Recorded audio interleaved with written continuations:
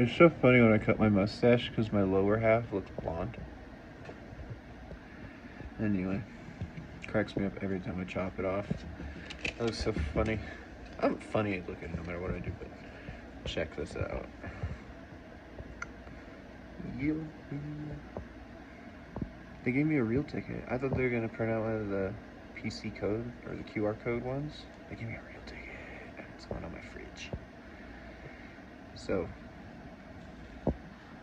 I got to see perlman, and the Colorado Symphony performed Beethoven's Seventh, which is an epic way to herald in somebody, right? I mean, to like welcome somebody to the stage, and they did a very fine job. And it's rare that any performance is ever flawless, but I have a favorite version of the Seventh that I listen to, and they were very similar to it, so I could actually follow it and know and listen and immerse into the music, which was very nice.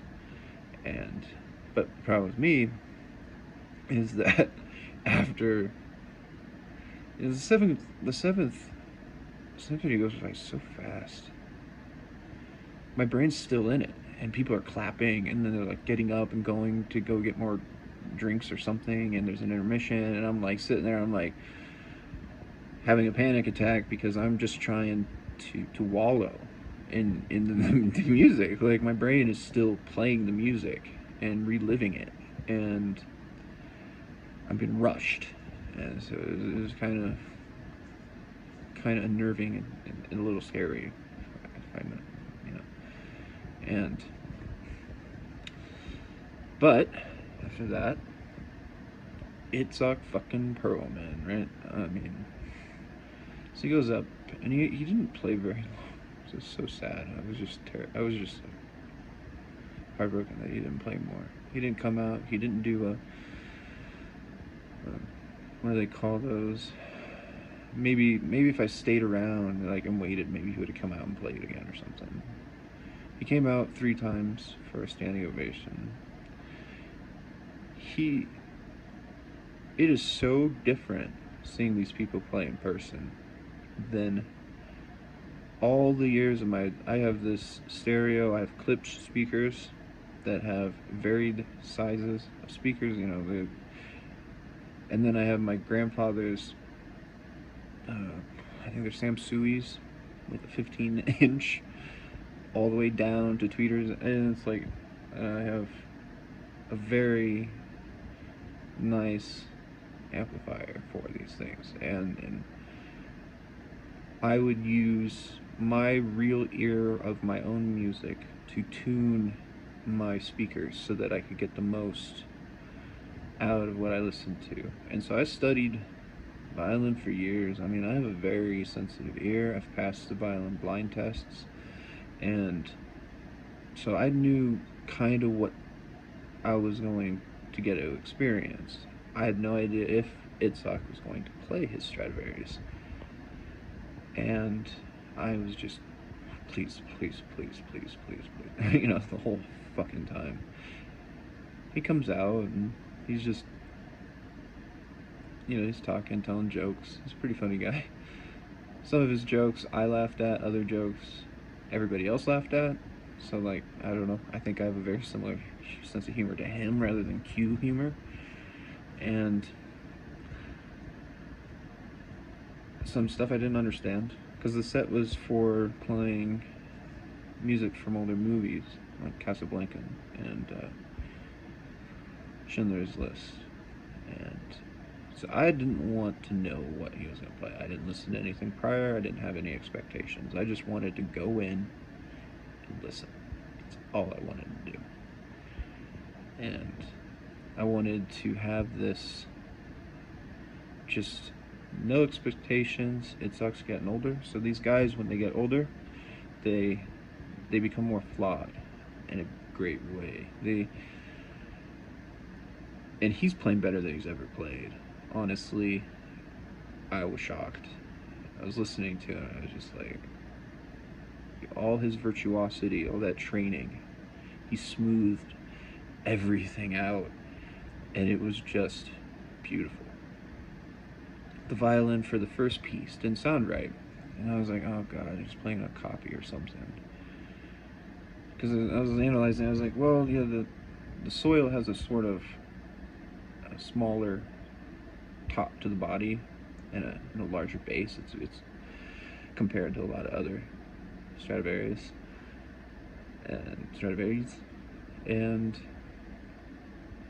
but then I could still hear it. I could still hear the tonal qualities, the colors, and the overtones, and I knew, I'm like, it's a really good clone. I'm sitting there like I've never heard one in person, and then the second piece comes, and I notice 3 overtones now per note. I'm like, something's not right here. He didn't warm that violin up. He didn't warm it up. Third piece starts to warm up. And the tone of his violin compared to everything I have ever studied over the last 8 years of me just, along with philosophy, and physics and stuff and science, and just I haven't studied, classical music again because that was free. I could just listen to classical music again as a kid. And when I tell you this is the best sounding damn thing I've ever heard in my life, I am not fabricating. So at first it was very MIDI, kind of hollow, and I was like, okay, that can be the bow tension too. It can be varying things. Maybe. No, he didn't make any bow adjustments. He didn't adjust anything. I watched him the whole time, like a hawk. And I'm curious. I'm like, okay, maybe I'm gonna look up photos. So I looked up photos of it, and I confirmed it. I saw it, and I thought maybe just humidity level, dryness, temperature stuff just fucks with violins. And then, but he never touched anything. He didn't tune it up. He didn't do anything. Weird. Normally, a violinist will tune to the orchestra or tune to the hall or change the bow tension somewhat. He didn't touch anything. Third piece in, all of a sudden, then I start hearing it. Then it starts warming up. The G becomes really, really solid and tight. And the blend between the G, the D, the A, and the E was so smooth and creamy almost. It was like... And then you can hear the overtones, which I'm still trying to figure out what this is. And I don't know how to describe it. It's like a scratchy sound that these have. And I don't know if it's just the bass bar contorting. It could be like accumulation of things. Horsehair, the string rolling under the bow, the way that the string rolls, the tension of the horsehair, and the bow is frequency biasing. Basically, they sort of curve and apply that tension up and down. I don't know what it is, but Stradivarius have it, and so I've never heard perfect. I just call it the overtones because you do have other types of overtones, but then you have that like scratchiness that is characteristic of the best violins, and the best violins will have a really balanced and tight, just from the G all the way up to the highest part of the E.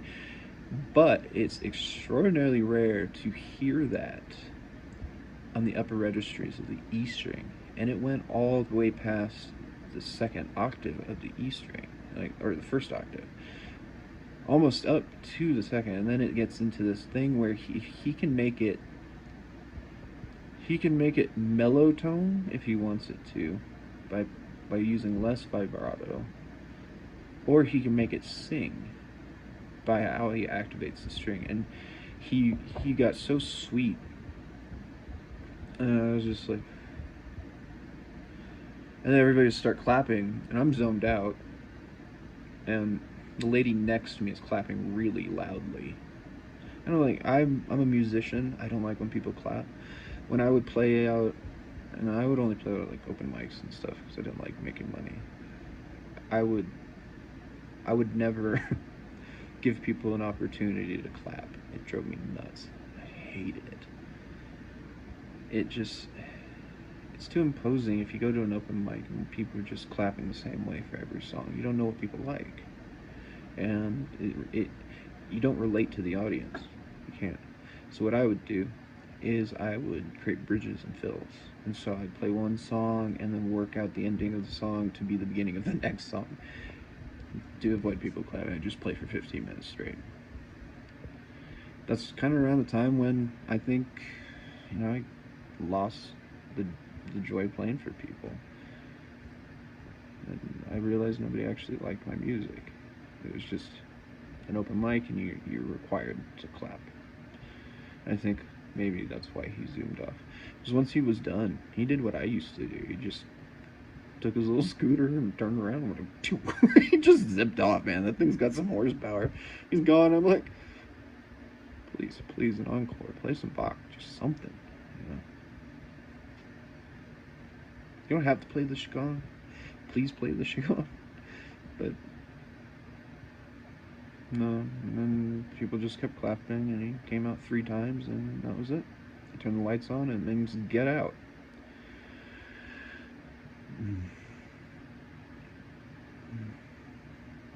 So I get it, It's like he came, he played, and that's it. I have a memory. Nothing tainted. He was a charming, funny guy, and this is just the way he is on, his videos, and he has a presence, a very strong presence, and it's not just feeling the audience looking at him, if that makes any sense. It's more like, and I don't think it's just how weird he looks, because he's got a wild hairdo, and he's got a pretty big head. He's got a big head like I do. Our heads are gigantic. My head's like 8 inches, and I don't know. It's just something about the dude. He's got presence. And sad thing was his music. The pieces he played were so short, and there were so few of them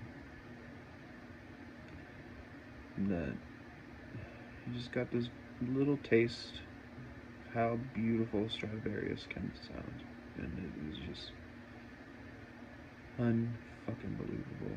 I've only gotten that sense from Ivry Gitless. Well, there's some recordings of Yasha Heifetz that I like, but he's a very noble, happy player. This was more of a loving, short but sweet, nurturing sort of set. And then he ended, and I was just so sad. I think it's called Cabrera. Dun, dun, dun, dun, dun, dun, dun, dun. It's like a tango, and I'm just sitting there. I'm like, I'm probably never ever gonna hear a better version of this. I'm thinking, like, I'm trying to just listen while I'm thinking at the same time that, like, this is just about to be over. This is it.